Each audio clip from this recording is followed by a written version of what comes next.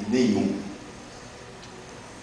dos planos que tu traçaste para a minha vida será frustrado por essa crise que me dominou.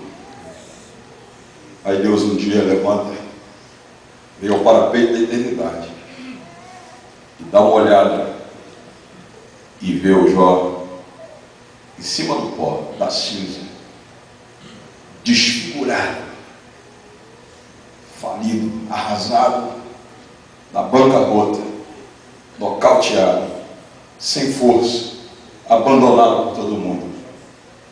Aí Deus diz: é hoje que eu vou mudar a sorte de Jó. E esse Deus está aqui nessa noite. Aleluia. Glória a Deus. Você não está entendendo? Glória a Deus. Basta Deus vir ao parapeito da eternidade hoje e dar uma olhadinha para a gente aqui, achar graça em você e disser: é hoje que eu vou mudar a sorte da Maria, eu vou mudar a sorte do Antônio, do João.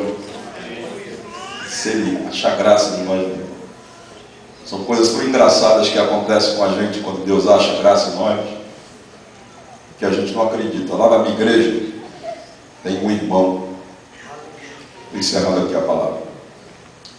Lá na minha igreja tem um irmão, que ele trabalha para uma igreja americana, pastor, como fazendo manutenção na igreja, tem 9 anos. E a igreja americana sempre desejou legalizá-lo, mas como as leis estão fechadas, os advogados da igreja não conseguiram uma brecha na lei para legalizá-lo.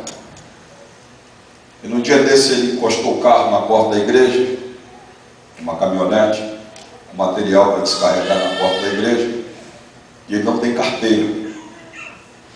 E daí ele viu que vinha lá um policial, ele resolveu sair do carro e sentou perto do carro, e o policial falou: tira esse carro da calçada.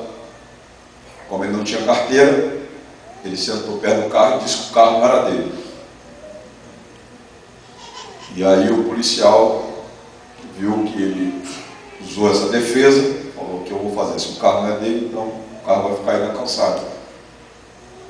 E o policial simplesmente percebeu que ele estava mentindo, fugiu, fingiu que ia dar uma ronda, deu uma ronda no quarteirão e voltou. Quando ele voltou, o irmão estava dentro do carro com a mão no volante.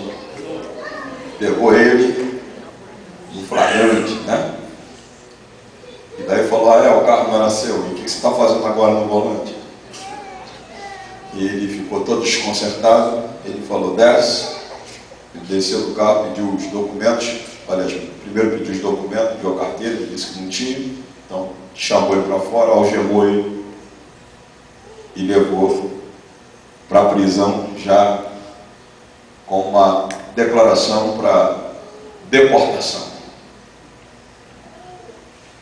Só que esse irmão sempre foi um serviçal, um homem assim, como se diz assim, ele era um servo, no sentido lato da palavra. Não tinha tempo ruim para ele. Ele chegava com o vecchio dele, limpava a igreja todinha, o jardim da minha igreja, né, no qual era o pastor dele, fazia toda o landscape. No período da folga dele, arrumava o quintal da igreja todo, plantava árvores na frente da igreja. Sempre foi aquele homem que não podia ver uma coisa na igreja que ele voluntariamente, sem que você pedisse, ele sempre fazia isso. E muitas vezes chorou no meu ombro. Ele era um filho na fé, ele era um alcoólatra em estado terminal. A esposa dele muitas vezes vinha orar na igreja comigo, chorava e não saía lágrimas porque ela não aguentava mais o alcoolismo do homem, né? E um dia eu fiz um culto numa segunda-feira e ele foi na igreja depois de muitos anos de oração dela, e o diabo pegou ele estava com uma câmera dessa filmando o culto, o diabo pegou ele, quebrou a câmera todinha, mas finalmente ele foi liberto. Foi liberto aceitou Jesus, nós batizamos ele nas águas, mas a guerra, a luta dele, pastor José, para vencer o espírito de alcoolismo, né? Vez por outra ele tinha recaído, né? Voltava, bebia, e a gente com paciência, até que virou um servo de Deus, daqueles mais piedosos, abnegado da obra de Deus, e servidor, né? Atendendo a obra de Deus. Finalmente levaram ele preso, ficou lá preso, isso era uma quinta-feira, ficou quinta, sexta, e aí a igreja americana soube que ele estava preso. A esposa ligou para lá e avisou, e o pastor da igreja americana chamou o melhor advogado de Boston. Chamou o melhor advogado de Boston para ir lá na prisão.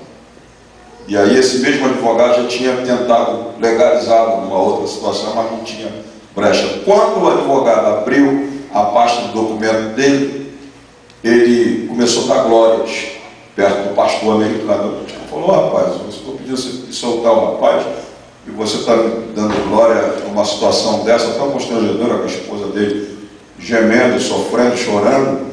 Aí o advogado disse: tudo que eu precisava, pastor, é que ele fosse preso. Ué, mas que é isso? Tudo que eu precisava, porque há uma brecha na lei se ele fosse preso. E daí, você vê como é que Deus trabalha. Né? E aí, ele foi para lá, na prisão, já chegou com autoridade, um advogado muito conhecido e reconhecido em Boston, já tirou ele da prisão e disse: aguarda, daqui a 6 meses você está com brincado. Aleluia.